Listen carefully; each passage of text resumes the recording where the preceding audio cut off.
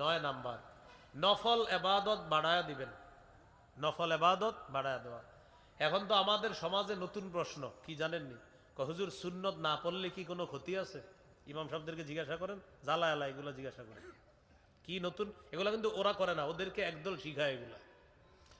কারণ এই প্রশ্নগুলা 5-10 বছর আগেও আমাদের দেশের মানুষ জানতো না। এখন কি কয়, হুজুর সুন্নত না পড়লে কি কোনো ক্ষতি আছে? চিন্তা করেন কি প্রশ্ন। আমারে কেউ এই প্রশ্ন করলে আমি পাল্টা শুধু এতটুকু বলি, আমি বলি জান্নাত আপনার জন্য ওয়াজিব হোক, এটা আপনি চান কি চান না এটা বলেন, এরপর বলতেছি ক্ষতি আছে না নাই।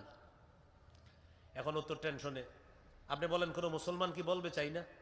সবাই কি বলবে চাই। কারা কারা চাই জান্নাত ওয়াজিব হোক? আচ্ছা, এখন মনে করেন আমরা চাই জান্নাত ওয়াজিব হোক, ঠিক না? আপনাদের সবার একটা প্রশ্ন আমার প্রতি যে হুজুর সুন্নত না পড়লে কি ক্ষতি আছে? আমি পাল্টা প্রশ্ন করলাম আপনাদেরকে, জান্নাত ওয়াজিব হোক কারা কারা চান? হাত তুললে বললেন সবাই চাই। নবীজি বলছেন যেই ব্যক্তি দিনে রাতে 12 রাকাত সুন্নত পড়বে নিয়মিত, ওয়াজাবাত লাহুল জান্নাত, তার জন্য জান্নাত ওয়াজিব।